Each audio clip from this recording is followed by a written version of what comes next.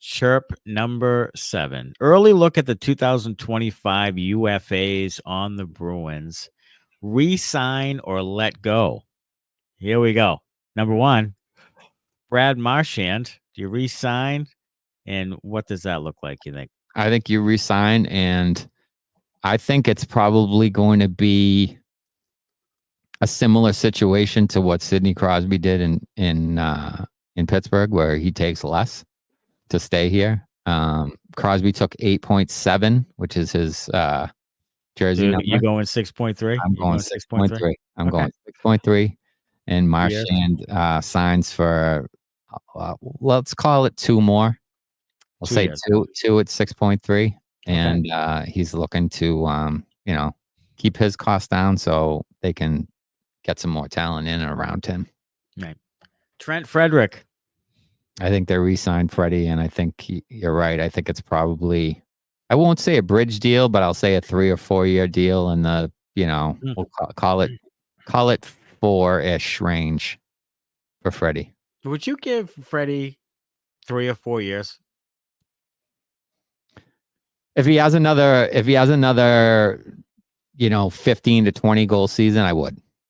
Okay. Because I think he's better, obviously, than I thought he was when he was coming out, because I thought his skating was holding him back. Yes. And he's gotten better in that regard. I think he's better positionally. He has a pretty good shot. He will stick up for teammates. So I think he does all the right things.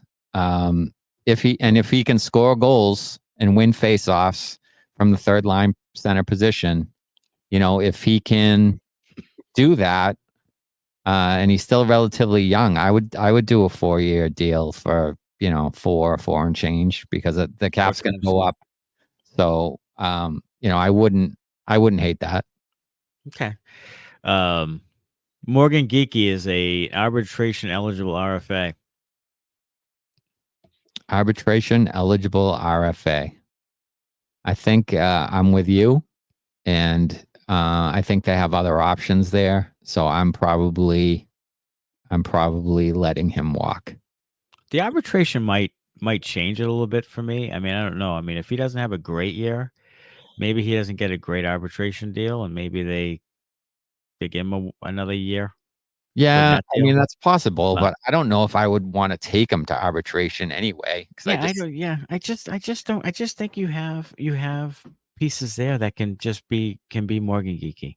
Yeah, I mean, I think you have options. So, if Duran makes the team, or if you have guys there that you could probably plug into a role there.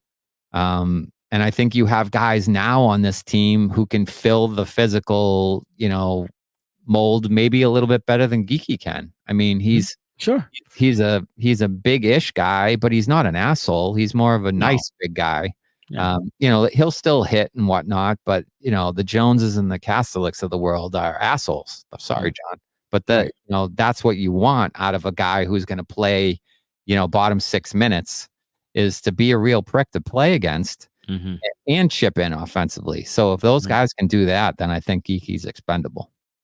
Me too. All right, John Beecher's an RFA coming up. Yeah, I think they sign him. I mean, he was a first-round pick. I think he still has flashes where you're like, oh, wow. But again, the consistency there, and he's never really been a big goal scorer anywhere he's been. So, I mean, at some point you are what you are. But a big guy with those kind of wheels, I think they'll find a way to re-sign him, because he is good on face-offs. He can penalty kill. So he has some abilities there that are valuable that I think, they'll want to keep around, at least in the short term. Mark Kastelic, arbitration eligible RFA. Yeah, I mean, we'll see how it goes. If he, becomes a fan favorite and is loved and fights for his guys and stirs shit up and chips in offensively, then I certainly think he'll be a guy they'll look to re-sign to kind of set the tone on the bottom 6. Parker Wotherspoon. That's interesting, because I think their defensive depth is not really great. If some guys like your Frederic Brunets and your Jackson Edwards, if those guys can kind of break through this year and have really good years, then I think maybe he's expendable, because I think those guys might be on the verge of cracking the lineup or being that eighth defenseman in Boston, so that you can say goodbye to Wotherspoon.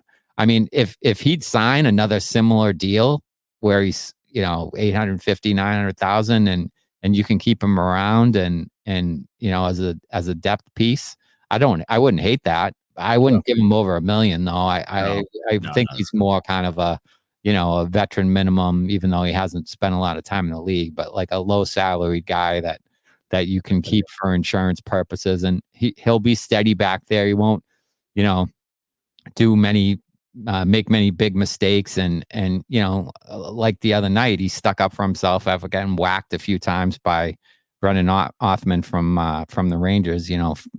Fights him and gets the win there. So he has some intangibles that are good, and I think he'd be worth keeping around if you can get him on a short money deal. And then Mason Lohrei is an RFA. Yeah, I mean, I think not sure who his agent is, but yeah, I mean, hopefully it's not Swayman's agent. So I think depending on what kind of year he puts up, if he's, I don't know if he's eligible for Rookie of the Year because he played games last year. Probably not. I would play 25.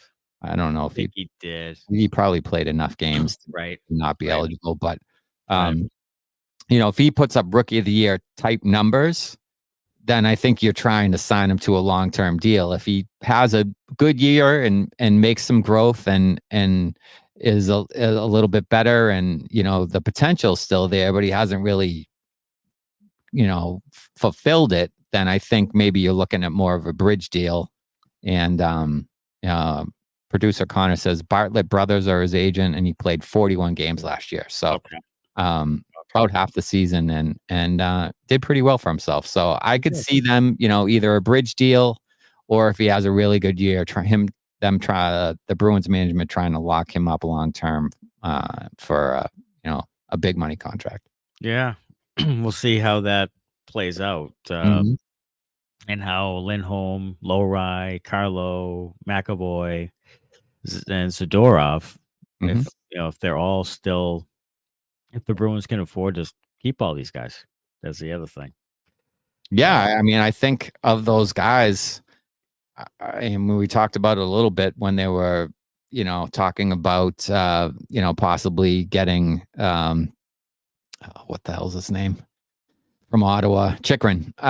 When they were talking about, possibly getting Chychrun in the Allmark trade, maybe Lindholm is a guy that you could move on from. He's a little bit older. So, maybe that's something they would consider, if, some of these other guys start to blossom. Yeah. And I think that Lindholm is going to be an interesting piece to this. By all accounts, Hampus has looked pretty good in camp. Looks a little quicker, looks a little more decisive. And maybe he has a really good year. Maybe he just had to sort of get used to this and has a good year. Maybe he's healthy. Who knows? But it'll be interesting to see what they do with Hampus Lindholm and how long they go with that contract. I'm not 100% sure, to be quite frank with you. But yeah.